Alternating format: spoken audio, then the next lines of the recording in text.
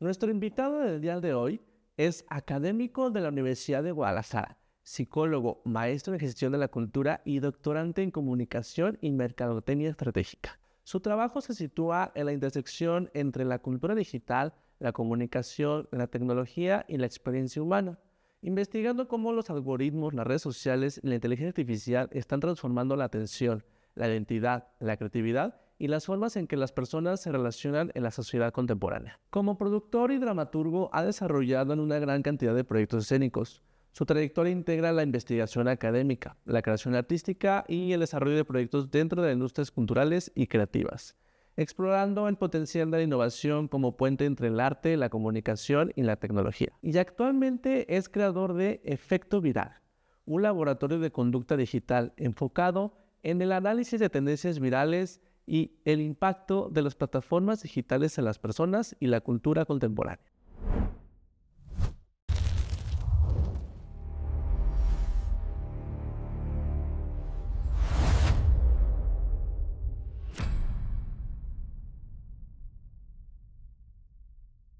Y ya estamos aquí con Alonso López.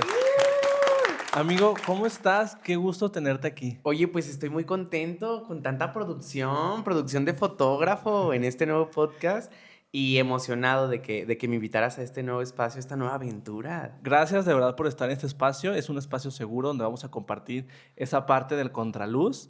Y estaba pensando y justamente llevamos 10 años de amistad. 10 añotes de conocernos. Estábamos sacando cuentas, 2016, y ya tenemos Hagan de 10 cuenta que él años. conoció a otro Alonso hace muchos ayeres, pero sí. Pero está muy padre porque creo que ya era otra versión de nosotros. Y al darnos cuenta todo lo que hemos evolucionado y crecido ha sido bastante interesante. Y sobre todo ese tema de admirar tu trabajo, admirar tu trayectoria, todo lo que estás haciendo.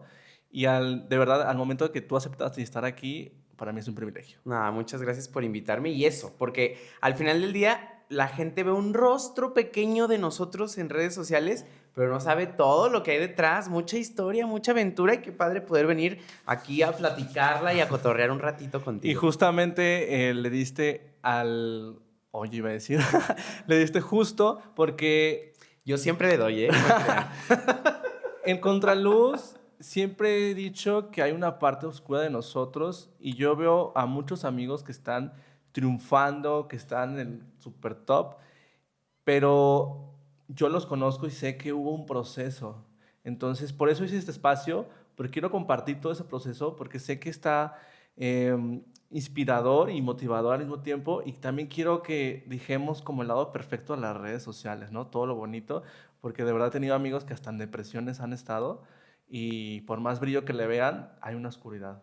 Entonces, gracias de verdad, y este es tu espacio seguro. Y lo que tú quieras decir, desahogar, si quieres quemar gente, mira, Mira, aquí mientras yo no no nos voy a... cancelen, nosotros aquí Sí. vamos a decir de todo. Así que hay libertad. Y bueno, me gustaría empezar contigo, que nos compartas un poco de tu historia de niño, de adolescente. ¿Cómo fue que te empezó a caminar a donde estás ahorita?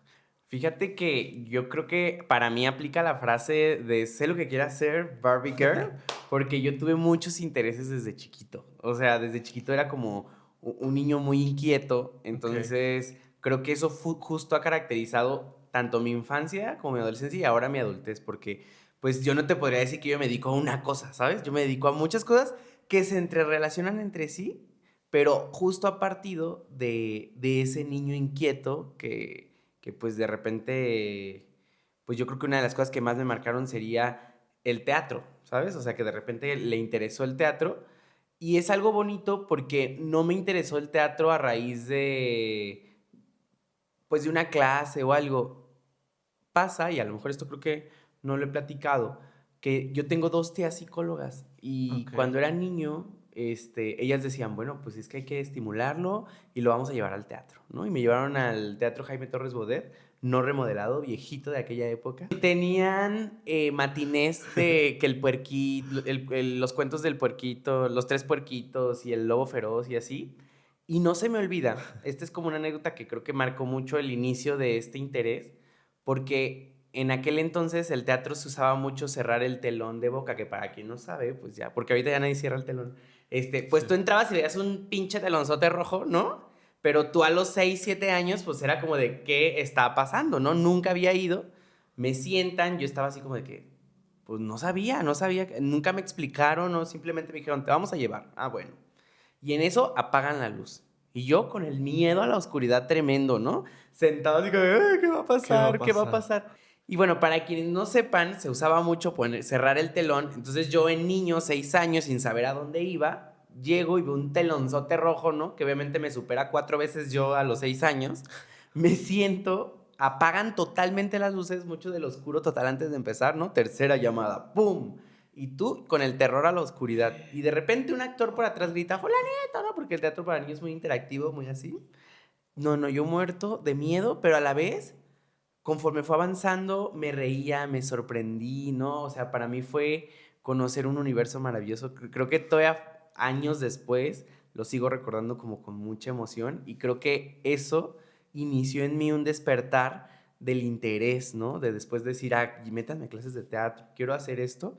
Y esa inquietud empezó a nacer, creo que a partir de ahí. Y es bien padre, porque también tuve ese lado de papás que dijeron, pues sí, hay que llevarlo al teatro, hay que llevarlo a tal lugar, porque incluso cuando publiqué mi primer libro, ponía yo en la dedicatoria a mis papás le puse, gracias por creer en mí para poder crear. Ay, qué ¿No? bonito. Porque creo que justo parte del sujeto creativo que empezó a nacer desde niño fue porque hubo esa cobija pues bueno, inténtalo, ¿no? Cree en ti, porque pues si no crees en ti, crear se vuelve muy difícil. ¿Cuántos años tenías más o menos cuando fuiste? 6 años. 6 años. Sí, cuando fui por primera vez al teatro tenía como 6 años. Y yo me acuerdo que también de niño fui al teatro. Ajá.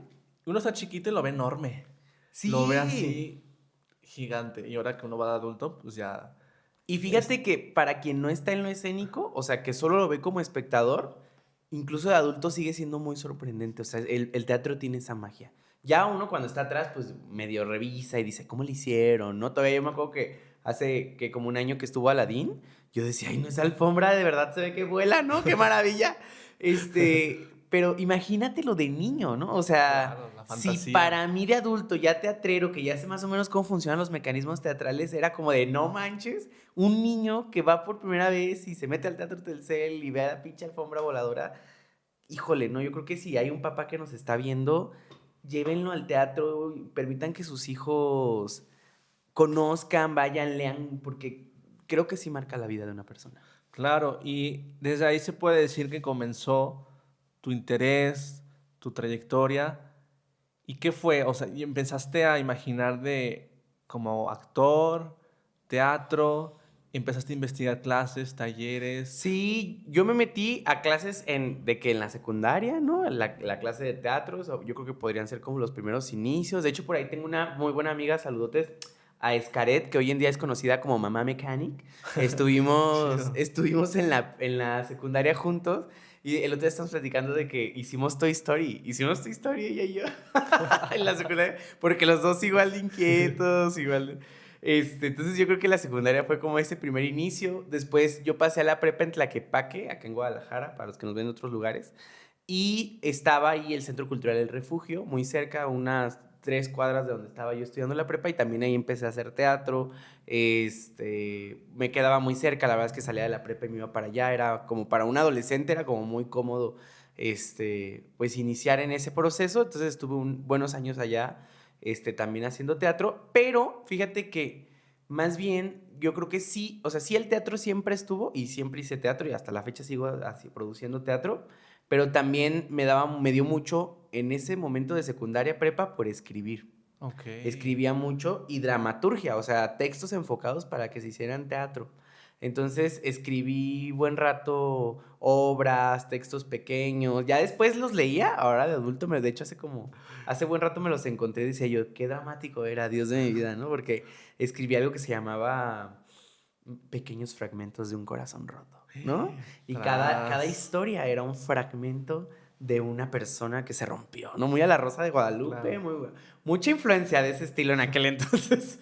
Pero Le metías pasión. ajá, pero ahí estuvo. Y ahí en Tlaquepaque, de hecho, montamos lo que se conoció en aquel entonces como Morbo Café, que yo creo que podría ser Slash, hablando del lado oscuro cuando se apaga la luz, una de las primeras decepciones juveniles que tuve en aquel entonces, porque hubo un quiebre con la persona que teníamos como este acuerdo, digamos que era un café en Tlaquepaque que ya estaba por quebrar porque no iba nadie, ¿no? Y yo inquieto a los 18, 17 años, fui y les dije, hay que hacerlo teatro, ¿no? Y vas a ver que va a venir gente. No se me olvida que le metí 7,300 pesos a esa primera inversión, que a lo mejor a mí para ahorita no es tanto, pero para Alonso de aquel entonces que trabajaba en una papelería, 7,300 pesos era un dineral, ¿sabes? Sí. Compramos con pallets de esos de los que venden de que desechan en Sam's, hicimos la tarima, ¿sabes? Construimos las telas, las mandamos coser con una señora, ¿no? O sea, montamos el teatro que después se conoció como Morbo Café. Y cuando empezó a funcionar, que de verdad empezó a haber más gente, el único acuerdo que yo tenía era, yo te construyo todo como lo que va a ser el teatro, tú vendes café, ¿no? Pero yo soy el que lleva obras aquí, ¿no? Okay. Yo era un niño de 17 años, empresario, ¿no? Pues ándale que un buen día nos saca todas las cosas antes de función de una obra de terror. Así antes de empezar función nos sacó todas las cosas. ¿Cómo crees? Sí. Y al día siguiente él ya tenía montado todo igual. Sí, pues ya tenía los 7,300 pesos para hacerlo. Y fue una derrota fuerte. Por ahí los grandes amigos que tenía en aquel entonces me ayudaron a cargar todas las cosas. Se llenó todo mi patio de un mini teatro destruido, ¿no? Y después con el tiempo quebró, claramente, ¿no? Creo que justo algo que te enseña la vida es no te puedes robar la idea de alguien porque más allá de lo tangible, ¿no? De lo que está hecho, el detrás, ¿no? La creatividad, con lo que se hizo, eso al final de cuentas sigue reluciendo. No, sí, y eso me pasó hace bastantes años ya. Ya no sé de qué estamos hablando. Bueno, regresamos un poquito. Cuando tú empezaste con este tema del teatro y la parte artística, ¿tú desde el inicio lo viste como algo profesional? ¿Te veías ya trabajando, monetizando todo el tema financiero? ¿O decías, bueno, yo lo veo de hobby, pero voy a estudiar algo más como para tener un sueldo fijo? Fíjate que creo que es una gran pregunta porque no me la había hecho. Pero había haciéndomela, pues, como en este ejercicio de pensar, creo que yo me veía exitoso. O sea, mi yo de aquel entonces creo que no era tan maduro como para pensar si eso que estaba haciendo me iba a dar o no dinero, ¿sabes? O sea, yo lo estaba disfrutando y era mi pasión y me encantaba, pero no creo que mi yo de ese entonces dijera, voy a producir tanto dinero, ¿sabes? Ahora que lo pienso, no había esa ambición. Más bien la ambición era, voy a llegar a tal lugar, ¿sabes? Como esta idea, seguramente si nos está escuchando de que hace teatro, voy a estar en tal escenario, ¿sabes? Que en aquel entonces lo ves inalcanzable, ¿no? Que voy a estar en tal programa de televisión, no sé. Creo que más bien pensaba en eso que en la economía. Okay. Pero sí jugó un papel muy importante que, pues, tu familia siempre te dice, ok, te la estás pasando muy padre, pero vas a crecer en algún momento y vas a necesitar dinero, ¿no? Entonces sí tuve esa familia que me decía, del arte no vas a vivir, ¿no? Entonces, ya pensándolo, quizá también esa fue una fuerte influencia para ver qué iba a estudiar, porque a mí me pasó algo interesante. Yo dentro de este Alonso Creativo, en la prepa, yo estudié técnico en diseño gráfico, ¿no? Entonces empecé también a hacer cosas digitales y pues me tocó afortunadamente ya vivir en la época de YouTube en su máximo esplendor, porque ahorita ya YouTube es más como de consumo, pero me acuerdo que ese entonces YouTube era mucho de aprender, tutoriales, era como la moda. Sí. YouTube era tutoriales cañón, ¿no? Ahorita YouTube somos podcast, pero... Y aquí estábamos haciendo esto para YouTube. Exacto. Pero me acuerdo que en aquel entonces todo era tutorial en YouTube, sí. ¿No? Y literal, digo, todavía, pero cosa que querías aprender, cosa que te sentabas y te aventabas todo el tutorial de 3 horas además.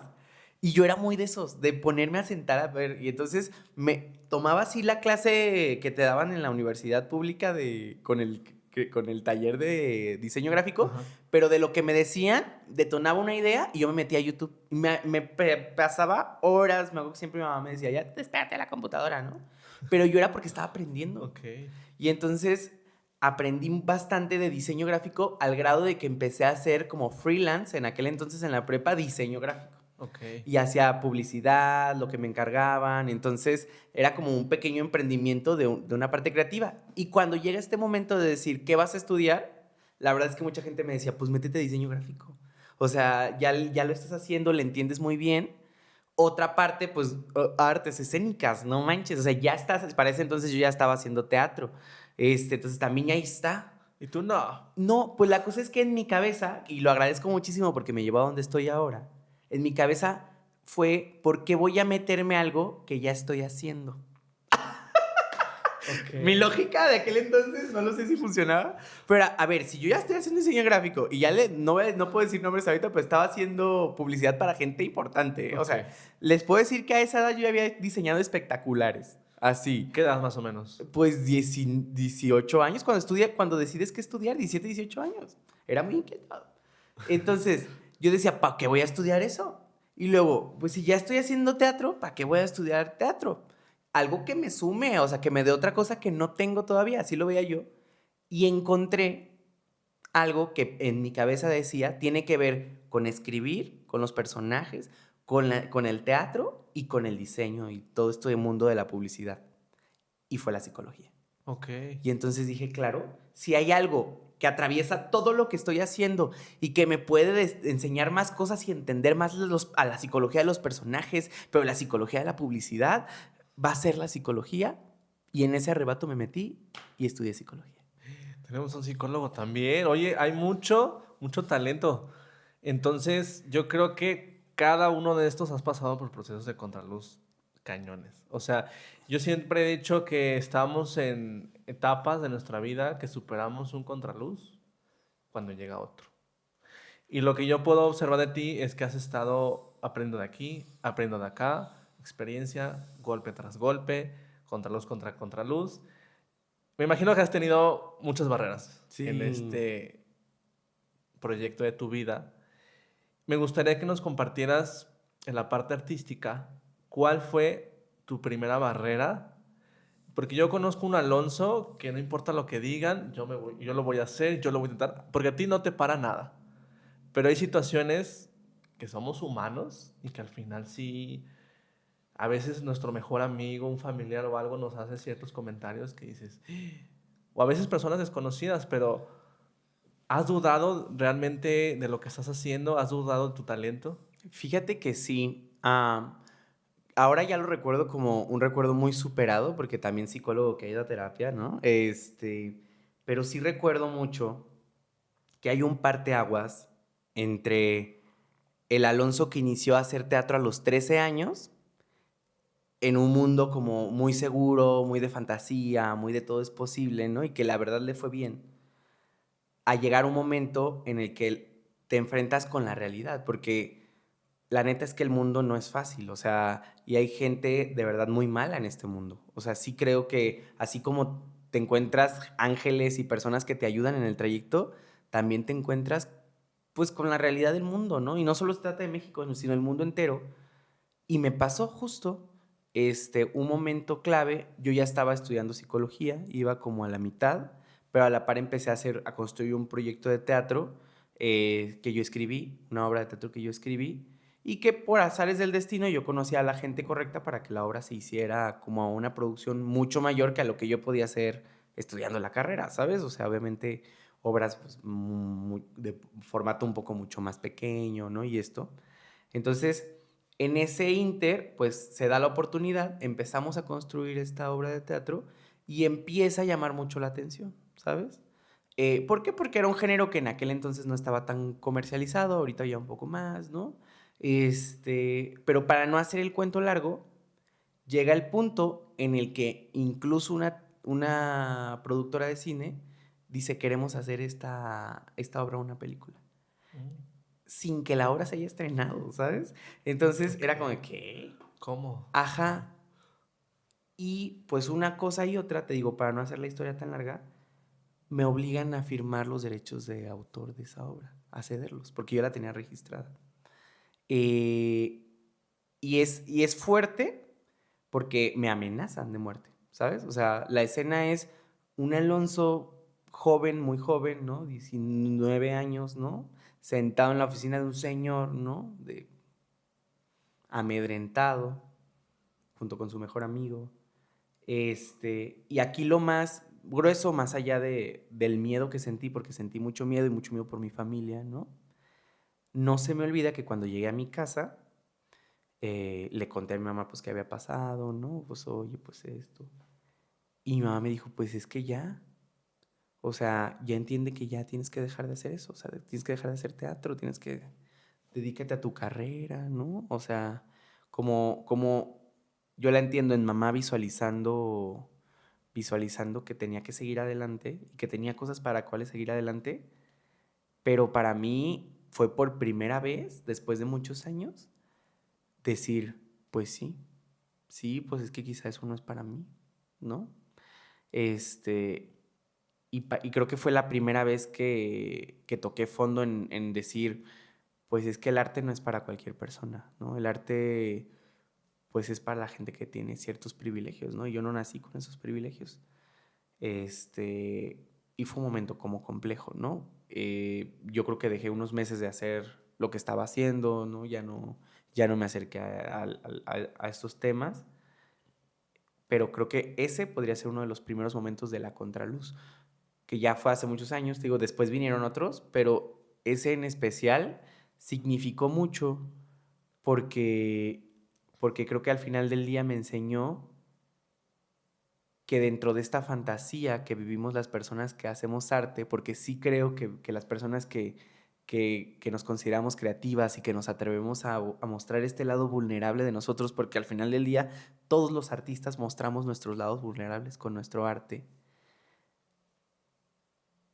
siempre hay como un quebranto entre la realidad y la fantasía que vivimos, ¿no? Totalmente. Entonces, híjole, si la gente que nos ve conoce a alguien que escribe, que hace teatro, que hace música, nunca olviden que esas personas están mostrando su realidad, están mostrando su dolor a través de eso que muchas veces se vuelve hermoso, ¿no? Pero no sabemos todo lo que hay detrás, las veces que se quedaron sin comer. O sea, yo te puedo contar las veces que en aquel entonces me tuve que ir caminando a mi casa porque no había ni para el camión, porque no habíamos vendido nada en las obras de teatro, ¿sabes? Y algún momento en el que la realidad te topa. Y en mi caso, la realidad a esa edad se mostró con una persona queriéndose aprovechar de la situación, ¿no? Ujú. Y pues para mí fue muy vulnerable. Me pasa ahorita y no, hombre, se arma la locura, ¿no? Pero en aquel entonces no. Pero yo creo que a los artistas a lo mejor les pasa cuando de repente se tocan y que no pueden pagar la renta, ¿sabes? Total. O cuando, no sé, creo que hay demasiadas aristas y ese es creo que uno de los puntos de contrarios. Oye, y qué fuerte porque a veces, o la gran mayoría, nosotros agarramos un ritmo de vida que no nos platican. Es experiencia de cada uno de nosotros y me ha tocado y lo he visto y ahora que lo comentas, afirmo, de que nosotros estamos en constante madurez, aprendizaje y todo siempre es con seguridad y dejar el miedo atrás. Nosotros lo logramos hacer, pero luego llega el contraluz y todo eso revive, ¿no? Inseguridad, miedo, depresión, ansiedad, etcétera. Y está cañón porque es como dicen, es una montaña rusa. De repente te sientes que estás muy arriba y cuando menos, ¡pum!, te vas para abajo. Y lo que comentas es que tú ya estabas decidido qué hacer, desde chiquito estabas estudiando esto y el otro, complementando con psicología, haciendo, y te sucede esto y dices, ¿cuántos años atrás no estuve haciéndolo? Y en un instante llegó alguien y me lo arrebató. Me lo arrebató física y emocional y espiritualmente. Y creo que esa parte es donde nos ayuda a cuestionarnos y creo que la vida nos pone un reto. Es como una nalgada, una cachetada y es como que dices, ¿es realmente aquí? Te empieza a cuestionar demasiado. Pero creo que desde cuando tocas fondo es cuando empiezas a madurar todavía aún más.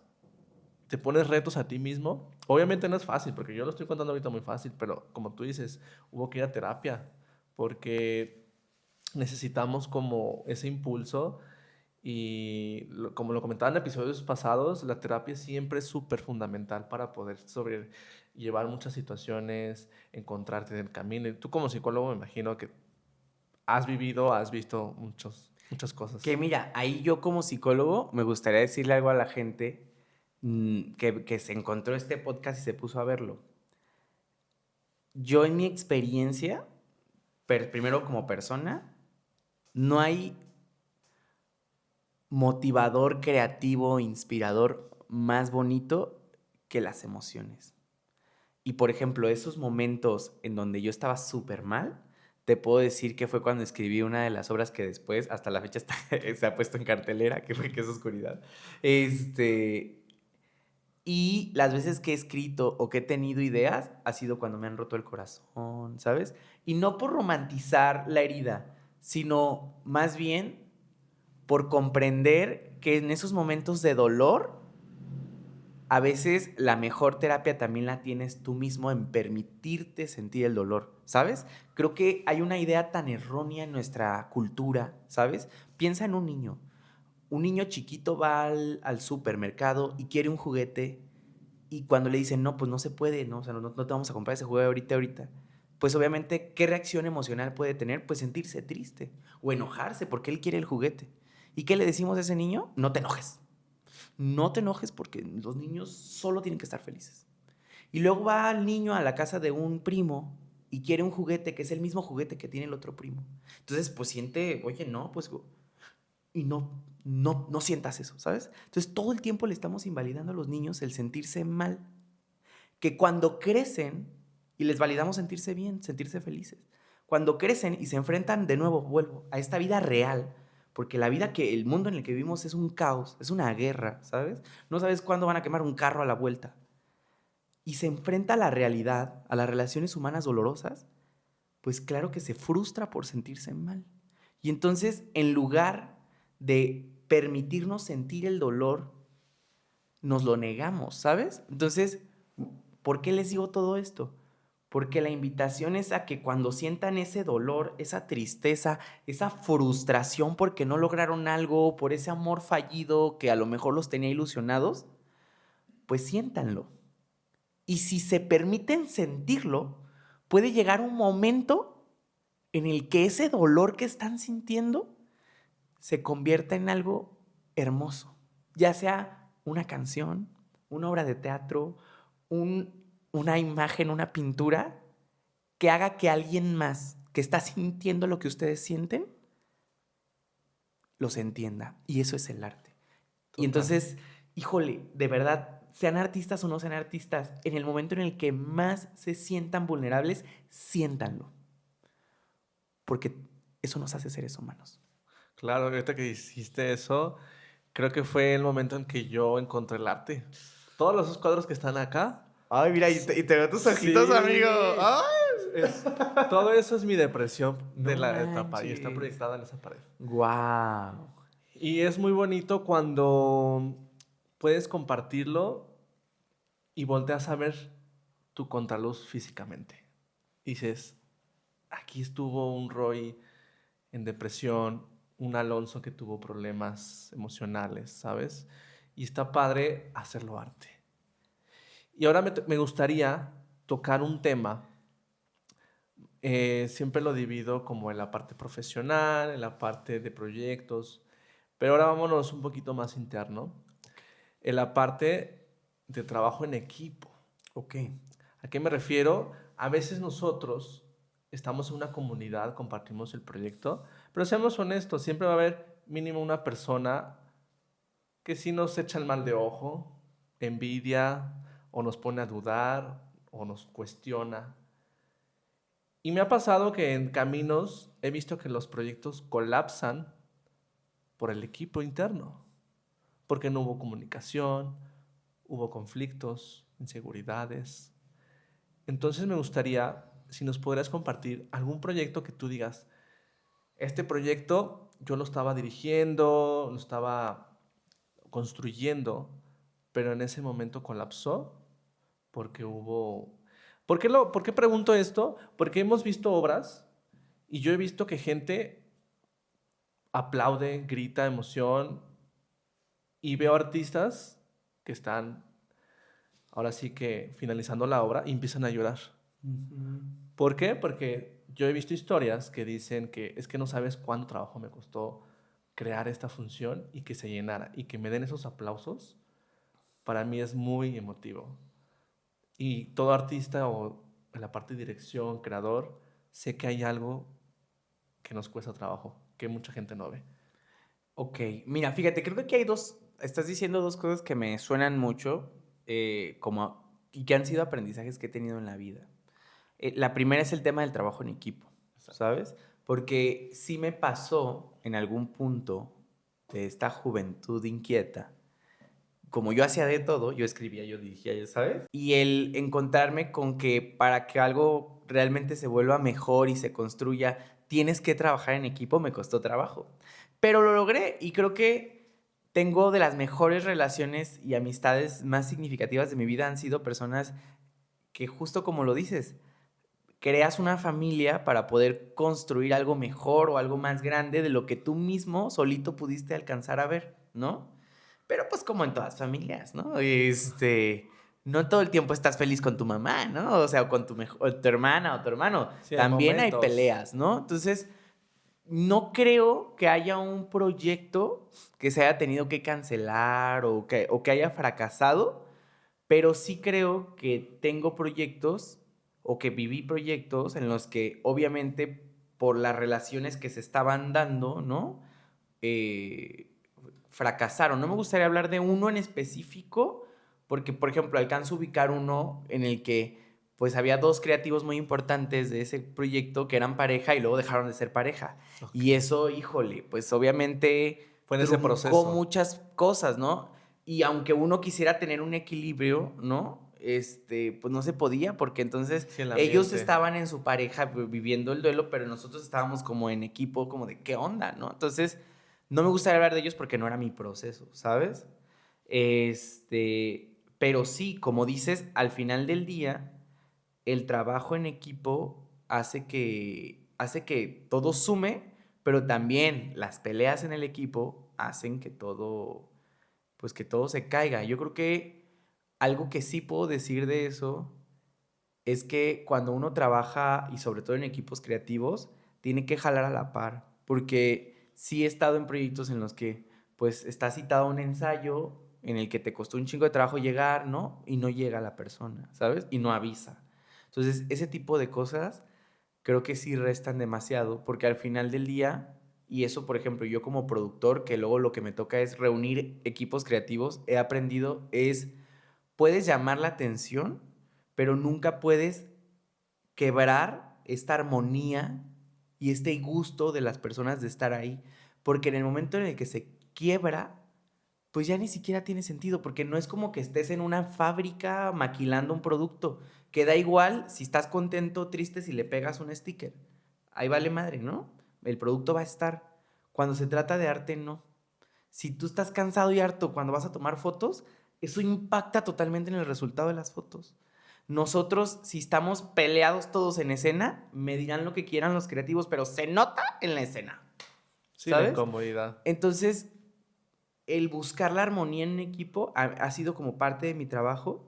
Y entonces hoy la verdad es que sí procuro mucho, como más bien cuando empiezo un proyecto, a mí que me toca como reclutar a la gente y decir, oigan, nos vamos a juntar para hacer esto como productor, es sí buscar pues personas que sé que están en el momento para poderlo hacer, porque también hay veces que no estamos en nuestro mejor momento y que tienen la disposición de trabajar juntas, porque sí se truncan mucho los proyectos. Te digo, no me gustaría decir uno, porque también siento que sí he vivido caos, como todo, pero no he vivido un proyecto que digas... Que no lo has sufrido. Valió más, eso no. En el sentido de que haya colapsado, como dices. No, al final del día todas las funciones se dieron. Y también hay proyectos que, por ejemplo, no se siguen porque también fueron demasiado un sueño, ¿sabes? O sea, está ahí el proyecto de un besote y un saludo, por ejemplo, a Brenda Velázquez, a Armando Amezcua, ¿no? A Lucía Cortés. Con este proyecto de perfiles ideales, que por cierto estoy portando la camisa del vestuario.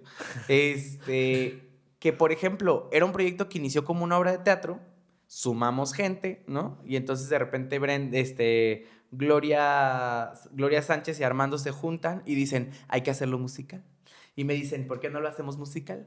Pues sí, sí vamos haciéndolo musical. Entonces contratamos a alguien que hace las letras del musical, contratamos a alguien que compone. Pero imagínate empezar una obra que iba a ser una simple obra de teatro, a volverla a un musical, eso se volvió carísimo, ¿sabes? Y hasta la fecha yo digo, me encantaría que vuelva a Perfiles Ideales el musical, porque además nos ganamos hasta mejor puesta en escena de ese año, ¿sabes? Porque era una obra muy linda, pero es casi inviable a los públicos que está teniendo nuestra ciudad hoy en día, porque también, estamos en crisis, ¿no? Y yo lo entiendo porque también la gente está en crisis, o sea, la economía no da a veces ni para comer y luego quieres que te paguen 350 pesos, 1000 pesos para una obra de teatro, sé que es difícil, ¿no? Entonces, Totalmente. por ejemplo, ese proyecto, yo diría que más que por el equipo, está súper parado porque no es viable ahorita, ¿sabes? Nos tendrían que súper patrocinar muchas cosas porque algo que sí hay que cuidar mucho es como eso, procurar que la gente pues saque algo de hacer los proyectos, ¿no? Entonces, sí creo que al menos acá donde estamos nosotros, que es Guadalajara, estamos viviendo como una crisis muy fuerte y se nota en las carteleras, estamos viendo, por ejemplo, cada vez más unipersonales, es decir, monólogos, porque neta, montar una obra con 15 personas ahorita Muy complicado. versus las 10, 15, 20, 30 personas que hay yendo al teatro es muy difícil. Y yo siempre era como de esos, como también hago publicidad, de esos que decía, pues claro, no le meten, no piensan en la No lo publicidad. posicionan. Ajá, y sí, por un lado sí es cierto que hay muchos muy buenos productos que no hacen publicidad, pero por otro lado sí creo que ahorita, en la actualidad, en el año que estamos viviendo, tenemos una sociedad en crisis económica. Y lamentablemente el entretenimiento o el arte se está volviendo muy difícil de acceder para muchas personas que a lo mejor sí tienen ganas, ¿sabes? Pero que pagar un boleto significa el transporte público de su semana, por ejemplo, ¿no? Entonces, híjole, ahí hay todo un tema y una gran responsabilidad para los que seguimos haciendo, para que valga la pena el haber perdido el transporte de tu semana, ¿sabes? Pero también para los gobiernos y que realmente aseguren el acceso a la cultura, porque pareciera que estamos usando mucho la palabra cultura y arte en los discursos políticos y públicos, pero no lo estamos llevando a la práctica. Oye, ahora que estamos tocando el tema económico de finanzas, vamos a las preguntas más calientes. A ver, échale. Vamos a hablar del tema financiero contigo. A ver. No queremos cifras ni números exactos, pero sabemos, como lo mencionabas, pues el arte sí es un poco complicado a nivel de economía, los sueldos, porque justo ya hemos tenido otros invitados y nos han compartido en tema de que no pagan ensayos y que tienen que trasladarse, que les queda de aquí para allá. Me gustaría que nos platicaras un poquito cómo fue tu proceso financiero con el arte. Es decir, esa parte donde dijiste, ¿qué? Esa parte en donde no te alcanzaba para el transporte, no te alcanzaba para comer, quizás no se vendió los boletos suficientes, alguna mala experiencia que dijeras, nunca me pagaron o me pagaron algo que no decía el contrato. Quiero que nos puedas compartir algo. Fíjate, a nivel teatro es bien complejo, ¿sabes? O sea, el teatro, o sea, dentro de las cosas que he hecho, es lo más difícil justo por esto que te digo, que no hay ni una buena a veces administración de los recursos y a veces también pues no hay los resultados que esperábamos. Y entonces, por ejemplo, a mí me ha tocado vivirlo por el otro lado, ¿no? Del ser el que no te pagó los ensayos, ¿sabes? Porque yo soy el productor. Entonces, yo te lo puedo decir, ya analizando proyectos, no había manera de pagar ensayos, ¿sabes? O sea, creo que luego también versus la versión, yo fui buen rato como actor y pues ni modo, te pagaban 300 pesos por una función y ni modo, ¿sabes? O sea, tú aceptabas y bailaste, ¿no? Y al final, híjole, pues te ensayabas como 15 veces para una función que te iban a pagar 300 pesos, sacas camiones y los snacks que te comprabas ahí para ir y ya, tú terminabas pagando por hacer el proyecto, ¿sabes? Pero ya del lado como productor, de verdad hubo momentos en los que yo decía, es que no hay manera. Y yo buscaba financiamiento, pero no había manera, o sea, no había manera humana de pagar ensayos y sí era como complejo, ¿sabes?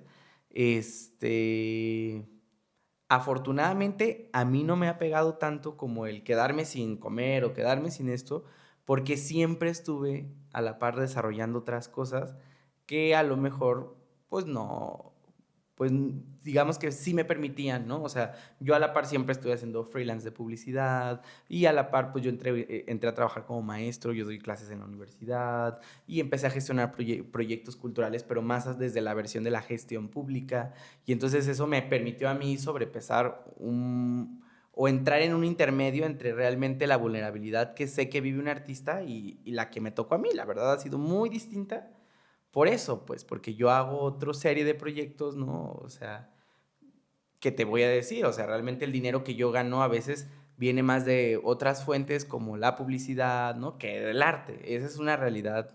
Al contrario, yo más bien le pago del dinero que sí gano a hacer luego proyectos artísticos, ¿sabes? Pero, pues al final del día es la verdad. O sea, todo lo que te pueden contar sobre ensayar 3 meses una obra de teatro para que te paguen 1,000 y luego te digan mejor 500, pues totalmente es real, pues, ¿sabes? O sea, es real y te digo, malamente me ha tocado estar del lado De los dos lados. del contar y decir, híjole, no te alcanzó. Y yo he puesto, ¿sabes? O sea, literal ha habido proyectos en los que al final del día uno termina perdiéndole, no sé, no te voy a decir cifras, pero neta ha habido proyectos en los que yo he perdido 70, 100 mil pesos en una obra de teatro. Perdido. Ok. Oye, Y que a lo mejor no los alcanzan a ver los actores, ¿sabes? O sea, sí. súmale lo que le pagaste a todo mundo y dices, a la madre, le perdí un dinero. Me gustaría profundizar un poquito más porque creo que es bastante interesante porque tú estás en los dos lados. Ajá. O sea, como al pagar y al recibir. Uh-huh. Y son temas delicados porque hoy en día vivimos en las redes sociales que si a uno no lo pagan, lo queman en redes sociales. Y la verdad, me ha tocado ver. Y yo digo, pero no sabes cuál, o sea, no se justifica, pero no sabes qué hubo detrás. Creo que está padre humanizarse y hablar con la persona y decir, oye, pero yo hice esto, pagué esto y al final estoy invirtiendo más y me estás pagando menos. Y creo que la comunicación es la clave de todo, porque no está padre quemar a alguien nada más por un impulso de coraje y por ese momento, porque no sabes toda su trayectoria y todo lo que conllevó construirse, y creo que esa persona se arriesgó a hacer ese proyecto y no le funcionó y todavía lo rematan. Entonces creo que sí está complicado porque yo he visto mucho eso en redes sociales, en muchos aspectos. Y yo siempre he dicho, pero no sabemos la historia de la otra persona, que no se justifica, evidentemente. Pero también hay que rascarle un poquito. Y por eso me atrevo a decir que estoy haciendo este espacio. Porque creo que estamos juzgando muchas cosas, criticando, hablando. Luego los haters que empiezan a poner un montón de comentarios.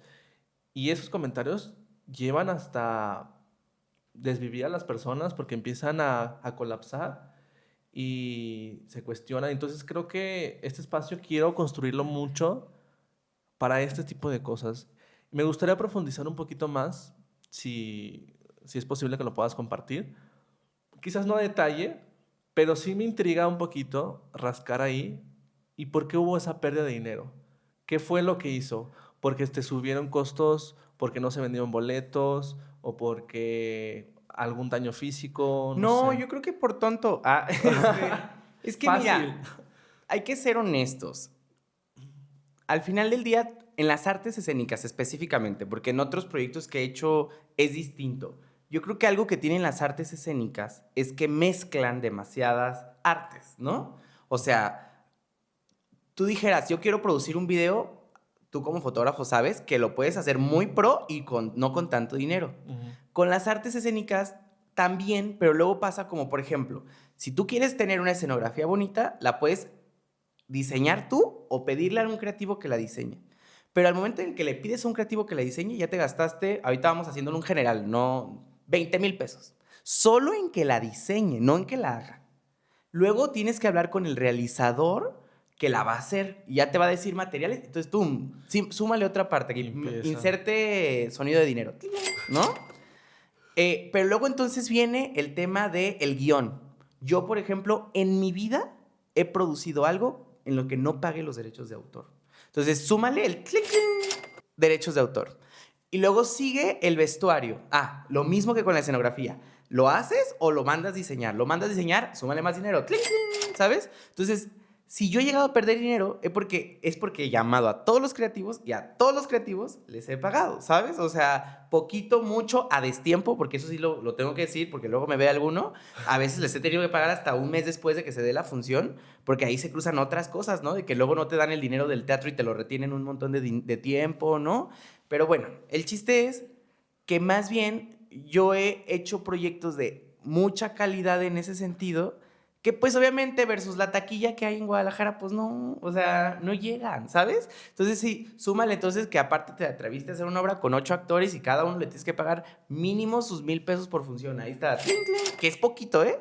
Pero que a veces es lo que se puede, ni modo, ahí está. Súmale, súmale, súmale, súmale, y luego llegamos al momento del recinto. El recinto, obviamente, muy convocatoria y muy lo que quieras, pero con todo y todo que te vayas a porcentajes, tú terminas pagándole al de taquilla, al del foro, al de la y hasta la que barre, ¿no? Entonces, ¡cling, cling! Síguele subiendo, subiendo, subiendo, subiendo. Entonces, como productor, al final del día, cuando sumes todo, le restas el porcentaje porque hasta los impuestos te cobran, ¿no?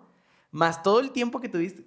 De verdad, a veces es inviable. O sea, digo, y yo tengo mucho cariño con la comunidad escénica y de verdad, creo que no hay una persona con la que, digo, no hablo porque le debo dinero. Creo que tengo esa fortuna, ¿no? Me he peleado con algunos y lo que quieras, pero no puedo decir que no le hablo a nadie justo por eso. Pero creo que hasta que no te pones como productor, no le sabes neta lo difícil que es atreverse. Entonces, yo sí, por ejemplo, ahora ya nomás me pongo a hacer una obra de teatro al año, a veces una cada 2 años, y mantengo las que ya tengo hechas, pero justo por eso. Porque hacer una nueva, neta, neta, requiere una inversión que yo ya sé que probablemente la voy a perder, ¿sabes? Entonces, sí, claro. Ojalá y no, digo, y sé que en todos los contextos de toda la República hay diferentes escenarios, ¿no? Pero sí pasa, pues. Entonces, más bien yo creo que no quiero atribuirle a que es una riña entre las personas, no. Es que neta, cuando te sientas a hacerlo bien, eso pasa. Claro, que si de repente dices, voy a montar algo que está de moda de una serie, ¿no? Porque está de moda y porque ya tengo la taquilla asegurada, pero no pago los derechos de autor y aparte yo le digo a la gente, tú te vas a traer tu saco y tu corbata porque el personaje lleva saco y corbata y tú ya lo tienes. Entonces yo ya me ahorré eso, ya me ahorré la escenografía. De escenografía no le pongo nada, ¿no? Le pongo algunas telas, me gasto 300 pesos y entonces... Y hay muchos proyectos que también están así, ¿sabes? Se sabe. Y aparte de esos, luego son los que no le pagan a los actores. No vamos a decir nombres, no es mi caso, afortunadamente tengo la conciencia tranquila, pero también es porque lo que yo he llegado a hacer lo he hecho desde esta filosofía que te contaba hace un momento. Para mí realmente, si llego a poner una puesta en escena, ¿sabes? Y si ustedes van a ver alguna obra de teatro que tenga en cartelera, que ahí se viene Algunos de Medianoche, ya se viene, se van a dar cuenta que es porque es algo que para mí simboliza y significa. Porque me es importante y porque la gente con la que lo estoy construyendo me siento muy bien con ellos, ¿sabes? Porque si no, la realidad es que no tendría la necesidad de hacerlo. Entonces, mi necesidad nace más de una expresión, de un amor al arte, de un amor al seguir haciendo esto, más que de una necesidad, pues ahora sí que de subsistir, ¿no? Tengo esa fortuna, tengo que decir, soy afortunado, pero esa es la realidad, ¿sabes? Pero estamos por finalizar este episodio. Quiero hacerte una pregunta. Échale. ¿Cómo está Alonso hoy día? ¿Cómo está ese Alonso que desde niño quería llegar y quizás ya llegó donde deseaba? ¿Cómo está el Alonso que a pesar de las situaciones oscuras está aquí? ¿Cómo está ese Alonso que en un futuro quiere más? Y me refiero, juntando todo esto, ¿tú crees haber llegado ya al éxito que tanto anhelabas? Al éxito como lo percibía de niño, sí. Creo que ya incluso lo superé. O sea, yo creo que hoy en día llegué a muchas cosas que nunca me imaginé cuando yo estaba niño o adolescente. A como pienso hoy en día, claro que me falta mucho camino, pero porque también es parte de lo que yo veo de la vida. creo que en el momento en el que tú dices, ya, lo logré, dejas de crecer.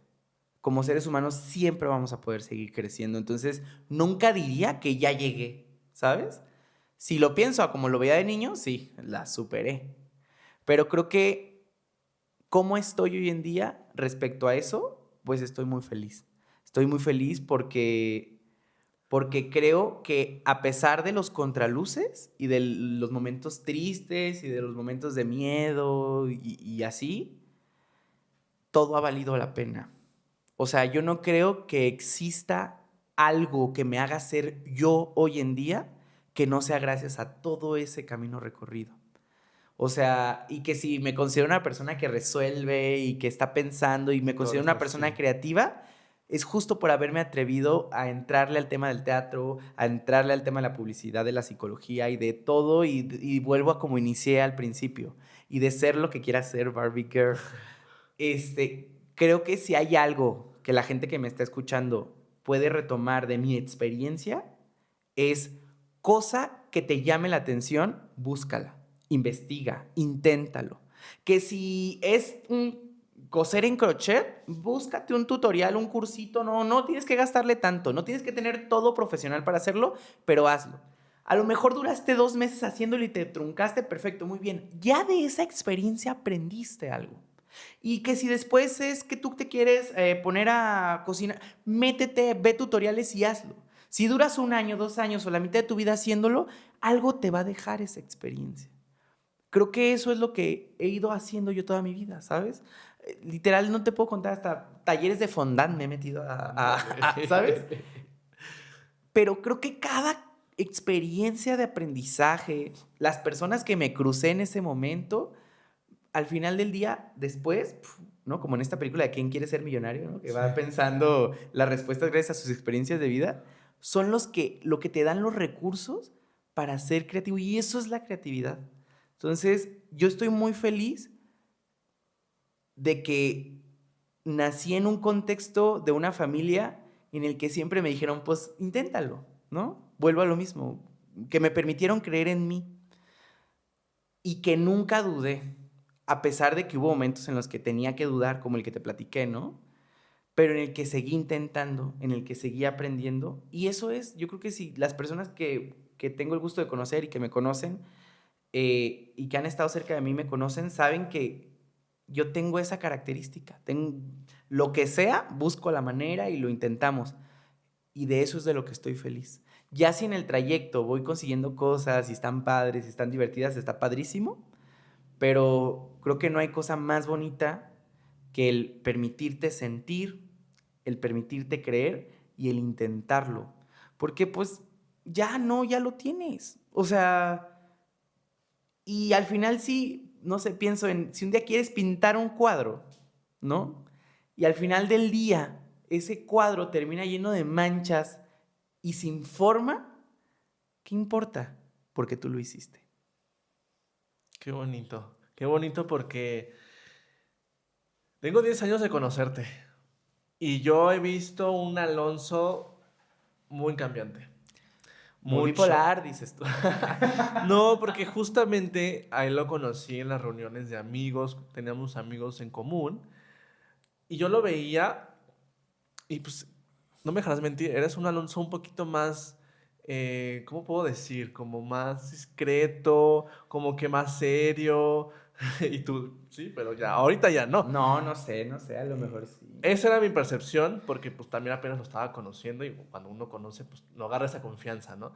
Pero a lo que voy es que hoy en día me he dado cuenta que tú has aprovechado tanto las herramientas que tenemos, desde que son herramientas gratis de YouTube, tutoriales, inteligencia artificial, y la verdad me sorprende cómo él ha construido desde físicamente hasta emocionalmente, porque yo he visto tu rutina, he visto tus historias, he visto todo, y en lo personal para mí has sido una persona inspiradora, y no te dejaré mentir, cuando yo empecé con este canal de podcast, fue porque cuando empezaste tú a hacer tu canal, yo dije, oye, qué chido. Desde ahí empecé a agarrar la idea, empecé a agarrar conceptos, Y obviamente mi gran motivación fue mi novio David Estrella, que está allá atrás. ¿Producción? Está en producción. Y bueno, amigo, con esto vamos a cerrar. Me gustaría que nos compartieras una frase a los que nos están viendo. Ay, me dijeron que pensara una frase y no pensé, ahora voy a tener que improvisar. Sí, de hecho, la idea es agarrarlos en curva Ok. y que salgan desde el corazón. Pues va a tener Ya que ser sea- así, porque no la pensé. Ya sea una frase de algún artista, puedes dar alguna referencia, no hay ningún problema, pero que salga del corazón y lo quieras compartir y que conecte contigo. Entonces, cámara 1, por favor. Ay, ¿ahí? ¿Esta es mi cámara? ¿Cuál es mi cámara? Acá. Acá, a ver. Ay, no, de verdad sí me agarraste en curva Sí. porque me dijeron, se me avisó antes de venir a este podcast que yo iba a tener que decir una frase y yo pensé más bien en la ropa que me iba a poner que en la frase, así que ni modo. A ver, creo que la voy a dirigir, la frase, hacia esto que les decía. No más que estoy pensando cómo decirla, porque va relacionado al tema de las emociones. Ok, bueno, voy a tener que improvisar. Porque está muy difícil eso de dar una frase a la gente. Qué difícil este cierre. Pero a ver, creo que lo voy a ligar un poco a lo que les decía durante el podcast de esta filosofía de que sentir nuestras emociones nos hace crear. Y entonces la frase a cámara 1 es: las mejores ideas nacen de las emociones que nos permitimos sentir. Y bueno, con eso cerramos este episodio.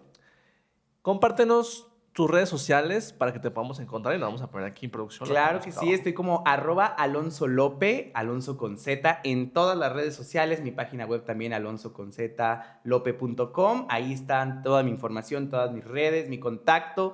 Síganme también en mi canal de YouTube, por ahí estamos en el podcast Sobrepensamos, Muy bueno, creando muy contenido. También estamos a unos mesecitos de que salga, te voy a dar la primicia, mi nuevo libro. Entonces, pues bueno, ahí síganos. Muchas gracias por el espacio, Roy. De verdad que te deseo todo el éxito. También, como tú lo dijiste, tengo 10 años conociéndote, no solo tú a mí.